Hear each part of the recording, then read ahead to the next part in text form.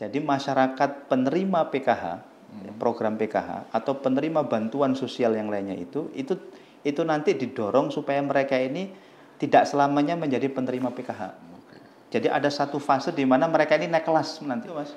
Tidak menutup kemungkinan kan begini, orang ini sudah lama banget menerima bantuan. Bertahun-tahun, belasan tahun. Dia nyaman kan? Akhirnya bantuan ini ya seperti yang kemarin disampaikan PPATK itu, ya bantuan sosialnya dipakai judol. Bantuan sosialnya dipakai kredit mobil. Ini kan repot ya.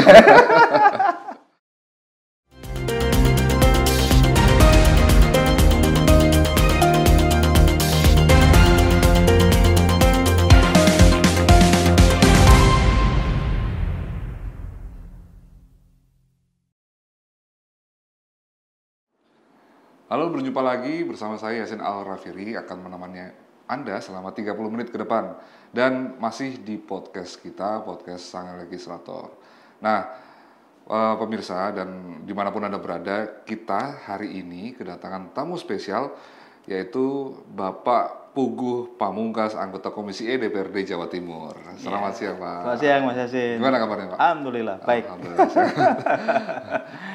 Karena tamunya spesial, saya kasih pantun spesial. Iya. Ada pantun spesial. Menatap biru di langit yang luas, Cakep. berucap syukur jelang generasi emas. Cakep. Jika datang Pak Puguh Pamungkas, insya Allah masalah tuntas. Iya. Mantap juga nih pantunnya.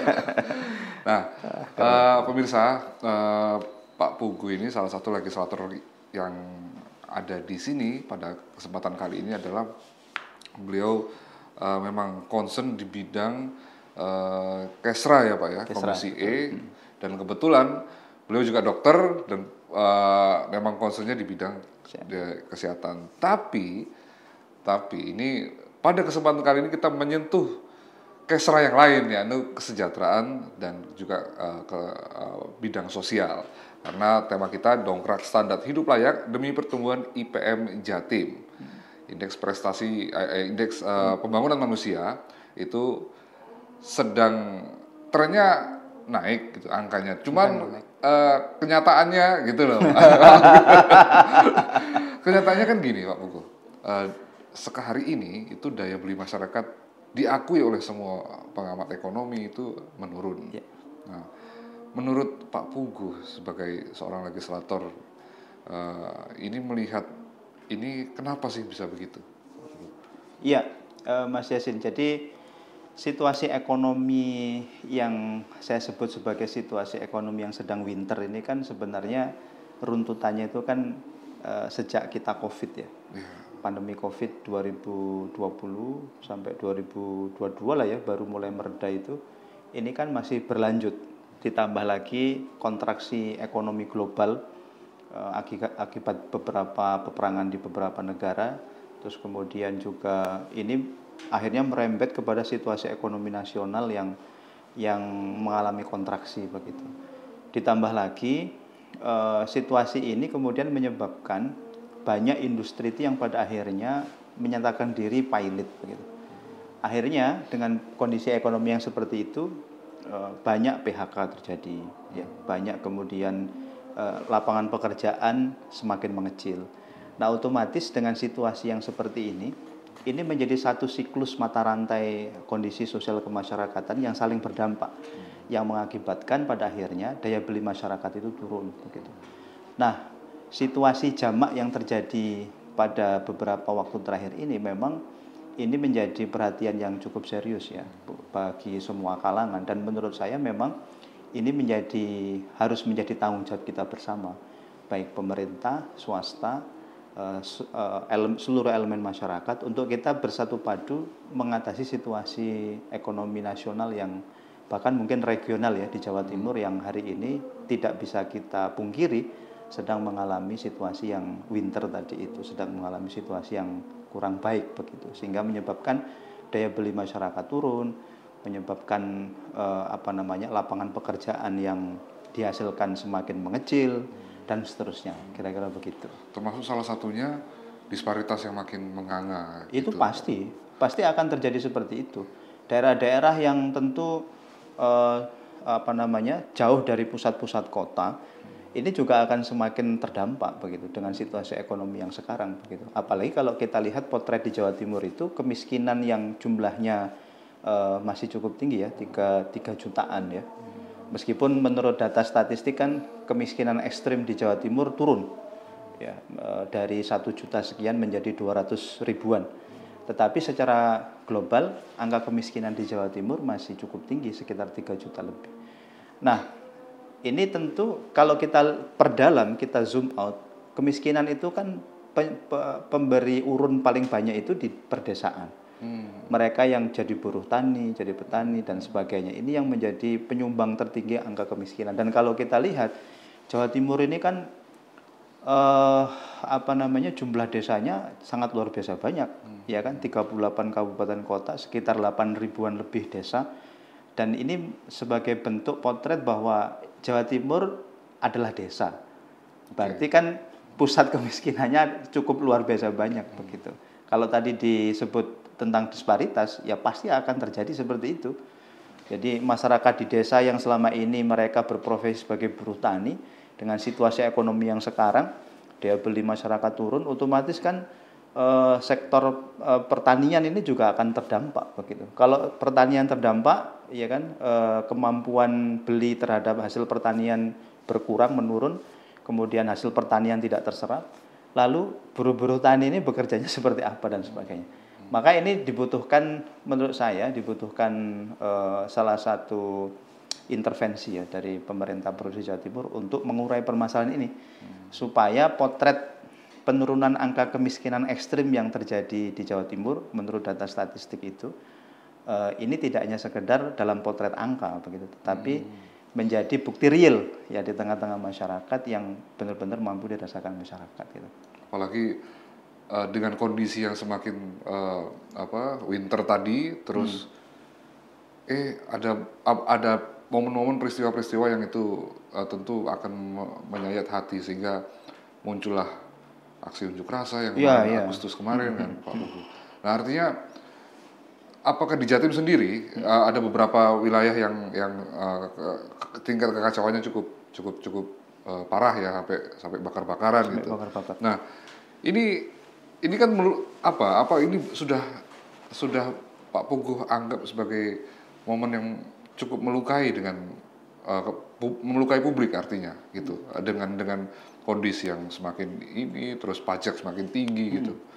Itu gimana Pak? Ya, jadi yang pertama saya mengapresiasi atas ungkapan penyampaian pendapat atau aspirasi yang dilakukan oleh masyarakat, oleh kawan-kawan dalam proses demonstrasi yang terjadi kemarin ya. Cuman memang yang tidak dibenarkan itu kan ketika terjadi anarkisme, pembakaran, penjarahan dan sebagainya, yang ini tentu sangat disayangkan sekali ya. Tetapi ruang aspirasi itu saya pikir ini menjadi vitamin bagi pemerintah supaya mereka tetap sadar dan paham bahwa di tengah-tengah mereka dalam menyusun kerangka kebijakan publik itu ada sekian puluh juta masyarakat Jawa Timur yang terdampak dan harus diakomodir aspirasinya, kebutuhannya dan hajatnya dalam menjalankan kehidupan sehari-hari. Nah, saya pikir demonstrasi atau protes itu kan refleksi dari kondisi yang terjadi di masyarakat begitu. Tidak menyalahkan juga, misalkan kalau kita berkaca kepada kasus Pati yang beberapa waktu yang terjadi, ada demo terkait dengan kenaikan pajak sekian ratus% ya. Sebenarnya kenaikan pajak itu dalam perspektif kebijakan itu sebenarnya kan respon dari pejabat daerah terhadap undang-undang HKPD, hak keuangan keuangan daerah ya, yang terkait dengan P2 itu Pak ya. Jadi di undang-undang HKPD itu kan mulai diatur begitu, mulai diatur terkait dengan salah satunya itu pengurangan transfer dana pusat kepada daerah. Nah, kita tahu hari ini daerah-daerah itu kan tumpuan paling besar itu kan dana transfer dari pusat. Kemampuan fiskal mereka itu 60 hampir 65% itu mengandalkan dana transfer dari APBN. Maka kalau itu dikurangi, mereka kan tentu berpikir bagaimana cara untuk menutupi itu. Cara instan yang paling simpel di pikiran mereka adalah dengan menaikkan pajak. Yang itu tentu tidak populis di tengah-tengah masyarakat yang hari ini kondisinya sedang winter tadi itu, ekonominya sedang tidak kuat, sedang rapuh, daya belinya sedang turun begitu. Nah, ini yang saya pikir perlu tadi itu ya, reengineering kebijakan publik yang seharusnya pemerintah ini bisa berkaca betul tentang situasi di masyarakat itu terjadi seperti apa. Jadi tidak serta-merta untuk menambeli kekurangan keuangan daerah kemudian dengan membebani itu kepada masyarakat. Tentu ini tidak elok begitu. Saya di beberapa kesempatan itu saya sampaikan termasuk ke media. Jadi meminta agar pemerintah ini tidak gegabah dengan melakukan kebijakan-kebijakan yang itu sangat sensitif sekali bagi masyarakat di tengah-tengah situasi ekonomi yang hari ini sedang seperti itu begitu. Karena sebenarnya kalau kita lihat kerangka keuangan daerah ya Mas misalkan. Ini kan sebenarnya banyak sekali pos-pos revenue yang bisa dioptimalkan. Misalkan kita ini kan punya sumber daya dalam bentuk misalkan BUMD, ya kan, Badan Usaha Milik Daerah. Ini kan banyak banget. Nah, ini yang seharusnya digenjot bagaimana supaya BUMD ini perform. Ya, adanya BUMD itu kan sebenarnya niat baiknya itu kan untuk memberikan penguatan PAD, penguatan pendapatan daerah, ya kan. Selain pajak tentunya. Jadi, BUMD ini yang harusnya digenjot supaya perform, supaya menghasilkan, supaya untung, supaya hasilnya banyak, supaya bisa memberikan kontribusi fiskal kepada APBD. Nah, faktanya hari ini BUMD ini juga bermasalah begitu. Sudah disuplai APBD tetapi tidak perform. Nah, ini yang tentu menjadi catatan serius ya. Jadi ke depan itu saya pikir pemerintah daerah ini harusnya lebih berfokus bagaimana mengoptimalkan sumber daya yang dimiliki oleh pemerintah provinsi ketimbang harus membebani masyarakat dengan pajak salah satunya saya pikir kontribusi pajak. Terus kalau seandainya situasi seperti ini itu terus jalan gitu tanpa ada perubahan-perubahan yang signifikan gitu, kira-kira Pak Pugu melihatnya ini tentu kita akan kemana gitu? Tentu ini sangat berbahaya. Satu titik akan menimbulkan public distrust. Jadi akan menimbulkan ketidakpercayaan publik kepada pemerintah sebagai penyelenggara negara. Nah, ini tentu harus dihindari menurut saya. Ini harus pemerintah itu harus memiliki sense of belonging terhadap situasi ini menurut saya. Maka beberapa tuntutan masyarakat yang kemarin sudah dipublish ya, 17/8 dan sebagainya.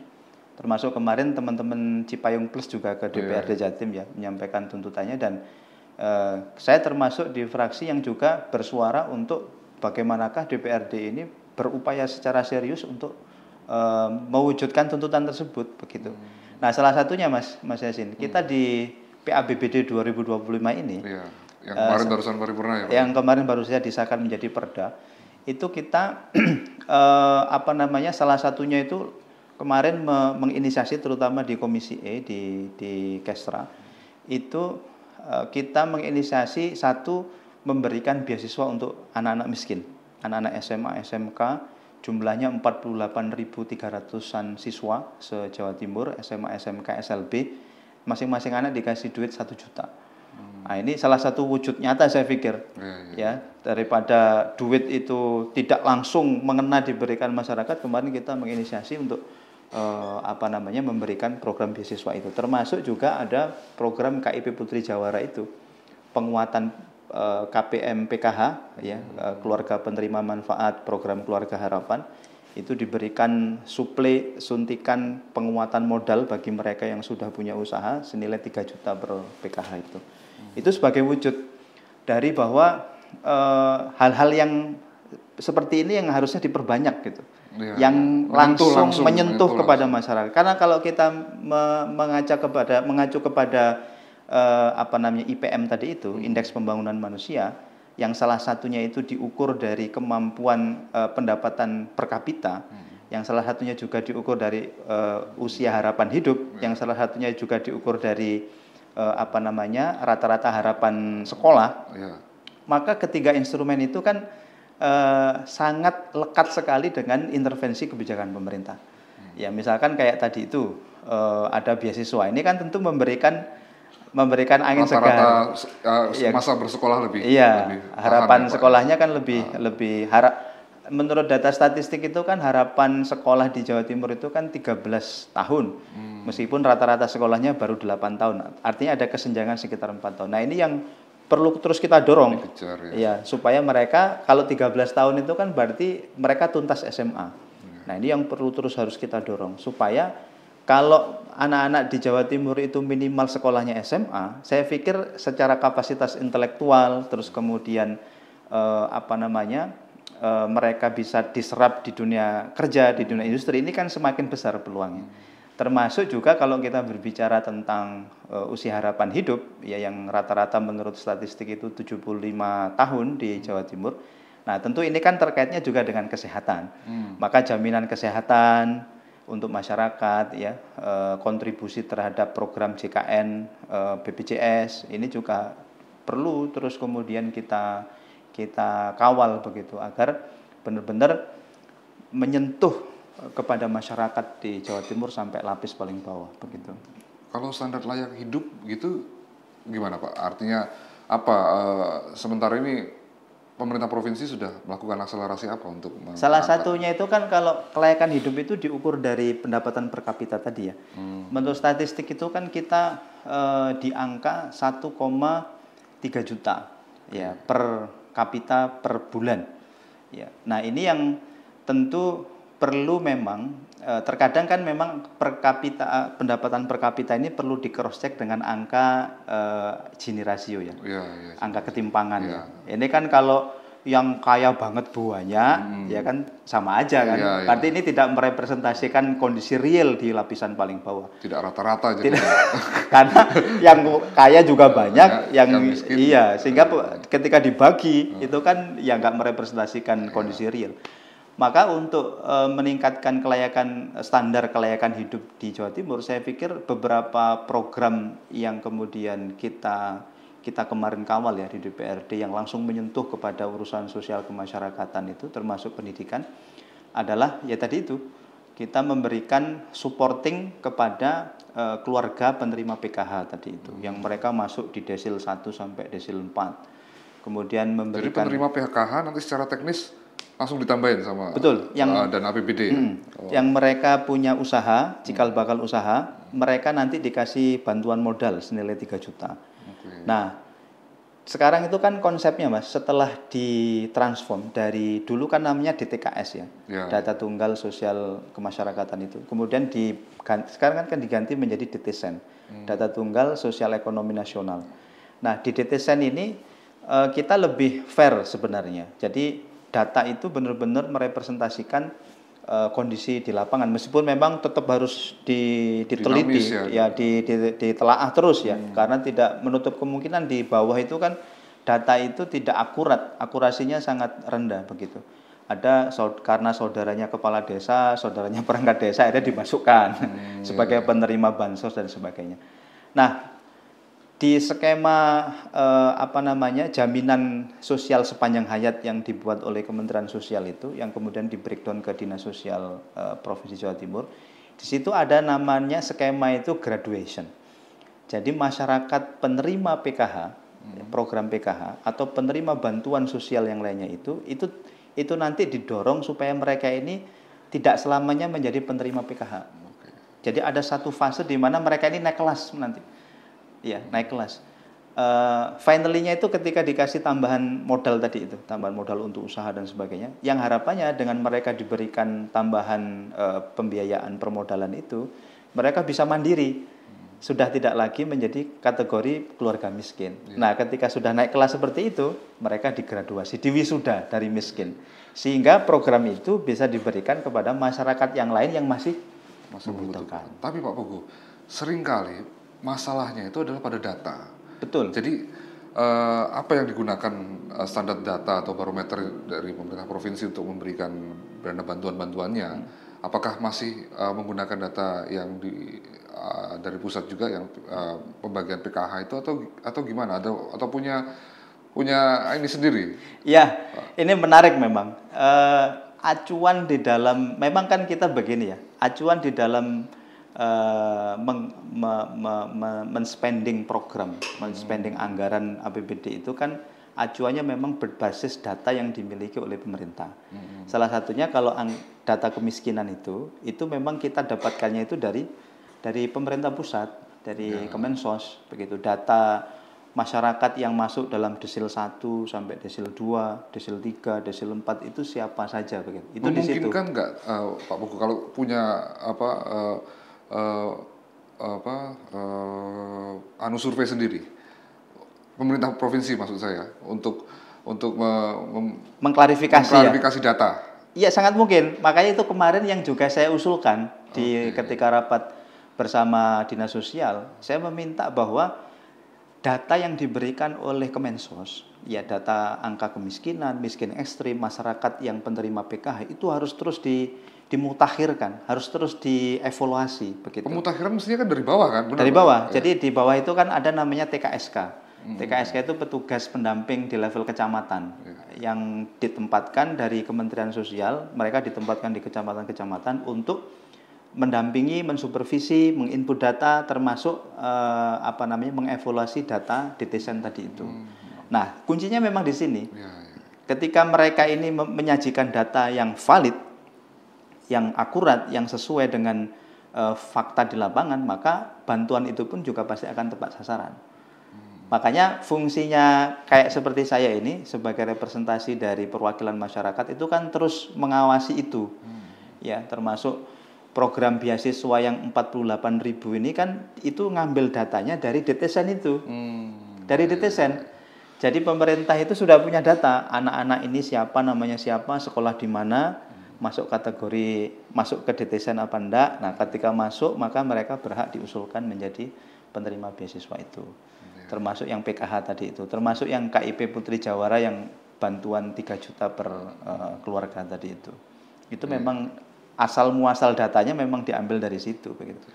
Makanya tapi peran daerah harus pemutakhiran gitu. Betul, itu harus diuji terus memang datanya menurut saya. Jadi karena ya tadi itu Mas, tidak menutup kemungkinan kan begini. Orang ini sudah lama banget menerima bantuan. Bertahun-tahun, belasan tahun. Dia nyaman kan. Akhirnya bantuan ini ya seperti yang kemarin disampaikan PPATK itu, ya bantuan sosialnya dipakai judol. Bantuan sosialnya dipakai kredit mobil. Ini kan repot ini. Ya, tapi itulah artinya fenomena sosial masyarakat kita kan gitu, Pak. Nah, kembali ke IPM, artinya bahwa sejauh mana menurut Pak Pugu, pemerintah provinsi dalam hal ini, Pak Pugu sebagai pengawas jalannya pemerintahan itu mengakselerasi, mendongkrak nilai IPM?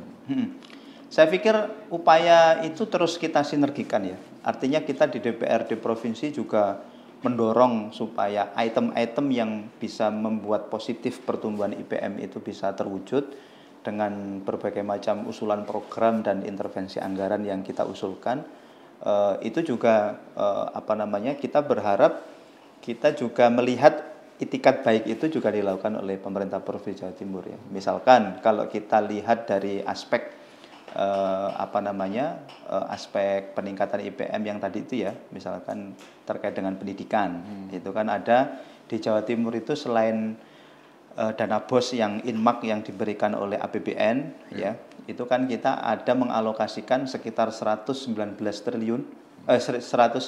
miliar itu untuk kemudian penguatan dana BOS, namanya BPUPP, biaya penunjang operasional penyelenggaraan pendidikan. Itu 119 miliar untuk sekolah negeri, sekolah swasta yang ada di Jawa Timur. Itu di APBD yang sekarang. Artinya di paruh waktu terakhir sebelum habis 2025 ini kita melakukan intervensi, menggelontorkan sekitar itu, 119. Termasuk juga pemberian guru tidak tetap, gaji untuk guru tidak tetap. Termasuk juga kemudian revitalisasi, renovasi sekolah-sekolah swasta dan sebagainya. Termasuk yang tadi itu ada program beasiswa untuk 48.300-an siswa yang masing-masing diberikan 1 juta. Lalu misalkan di aspek kesehatan, kita juga mengalokasikan sekian puluh miliar untuk program Biaskes Maskin. Biaskes Maskin itu adalah program pemberian jaminan kesehatan untuk masyarakat Jawa Timur yang tidak punya BPJS. Jadi kan kita sering jumpa itu, masyarakat datang ke rumah sakit, kondisi emergensi, kegawat daruratan, lalu mereka nggak punya BPJS. Nah ini kan yang nanggung siapa gitu. Sering terjadi seperti itu. Nah ini kita punya skema itu di Pemprov Jatim yang disahkan kemarin di APBD, itu namanya programnya Biaskes Maskin. Termasuk kita kontribusi untuk JKN, untuk BPJS kesehatan, karena kita tahu betul selain ini memang menjadi mandat amanat dari pemerintah pusat untuk universal health coverage, ini juga menjadi salah satu wujud kontribusi keberpihakan pemerintah kepada masyarakat dengan kita berkontribusi terhadap pembayaran premi JKN BPJS untuk masyarakat. Peran pemerintah daerah, maksudnya pemerintah tingkat 2 dalam mengcover bantuan-bantuan begitu, pernah ada tumpang tindih tidak? Pak, ya, atau bagaimana penyelesaian di tingkat-tingkat itu? Ya ini memang menjadi satu catatan ya, bahwa menguatkan kontribusi pembangunan daerah itu memang harus butuh kolaborasi. Apalagi kalau sekarang ini Mas, ini kan dengan undang-undang HKPD tadi itu kembali lagi, pajak kendaraan bermotor ini kan sekarang lebih banyak diberikan kepada kabupaten kota.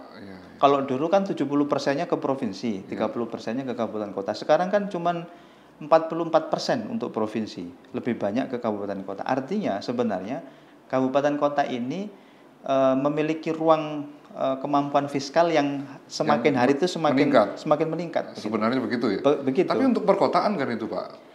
Artinya untuk wilayah-wilayah yang kecil. Ya memang daerah atau kota yang punya kendaraan banyak itu sangat diuntungkan. Seperti kota Surabaya, kota Malang itu sangat diuntungkan. Bagi daerah-daerah seperti Madura, Sampang yang secara kendaraan sedikit ya tidak terlalu berpengaruh. Dan artinya makin tinggi disparitas wilayah antar Jawa Timur kan gitu Pak? Iya, betul itu. Makanya di salah satu program, misalkan di salah satu program kesehatan di Pemprov Jatim itu kan ada misalkan pelayanan kesehatan bergerak. Itu untuk memberikan jaminan kepada masyarakat di kepulauan dan sebagainya secara berkala, secara rutin. Dinas kesehatan itu melakukan layanan kesehatan ke sana. Tetapi saya sangat sepakat sih Mas, bahwa pekerjaan untuk mewujudkan kesejahteraan dan kemakmuran rakyat ini memang tidak akan pernah ada habisnya. Karena ya tadi itu dibutuhkan sense of belonging dari pemerintah itu untuk mengcapture situasi yang terjadi di masyarakat, dan itu dibutuhkan will politik untuk mengawal itu begitu. Dan Pak Pugu berada di komisi air mata ya Pak. Untuk mengawal tempatnya orang curhat. Oke, terakhir Pak Pugu, pesan-pesan Pak Pugu terhadap apa yang sedang dilakukan oleh pemerintah, yang dilakukan oleh Komisi D terutama, dan tentu juga fraksi ya untuk peningkatan IPM atau peningkatan kesejahteraan sosial di Jawa Timur. Ya, saya pikir untuk meningkatkan indeks pembangunan manusia di Jawa Timur ini butuh kolaborasi seluruh stakeholder masyarakat ya.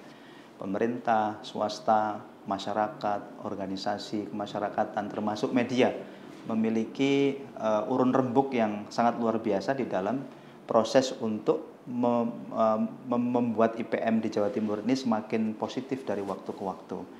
Nah, tentu dalam aspek pemerintahan, intervensi kebijakan, intervensi anggaran juga harus terus diberikan porsinya secara cukup, secara luar biasa kepada program-program yang menyentuh kebutuhan dasar masyarakat, dan tentu masyarakat yang lain di sektor yang lain, baik akademisi, media, swasta juga memberikan peran yang kontribusi yang optimal dengan apa yang dipunya, dengan apa yang dimampu, untuk sama-sama kita berkolaborasi dan bersinergi di dalam membuat indeks pembangunan manusia di Jawa Timur ini semakin hari semakin positif. Dengan kita bersatu padu, dengan kita berkolaborasi, bersinergi, saya yakin kita pasti akan bisa bertumbuh bersama. Saya pikir demikian. Oke, terima kasih Pak Pugu atas waktunya. atas inspirasinya pada kesempatan kali Siap, ini. Mas Yasin, terima Mudah-mudahan bermanfaat bagi pemirsa yang ada di rumah. Tapi sebelum saya akhiri, ada kuis. Oh gitu sedikit, ya? sedikit kuis ini Pak. Ini game. Siap. Saya beri 2 pilihan Pak Pugu. Pak Pugu memilih salah satu dengan cepat. Oh siap. Oke ya. Ada 5 pertanyaan Pak. Waduh ini. Nomor 1. Siap. Tahu atau tempe Pak? Tahu. Oke. Nomor 2. Suasana sepi atau suasana ramai? Ramai. Oke. Nomor 3. Kayaknya ini nomor 3 udah tahu nih. Surabaya atau Malang? Malang. Oke, nomor 4. Modifikasi atau revolusi? Modifikasi. Oke. Nomor 5. Pendidikan atau kesehatan? Kesehatan. Oke. Sip. Terima kasih Om Pugu atas waktunya. Mudah-mudahan sukses selalu dan pantun penutup. Pemuda lahir demi bangsa, pemuda mati demi negeri. Terima kasih atas perhatiannya. Sang legislator undur diri. Terima kasih.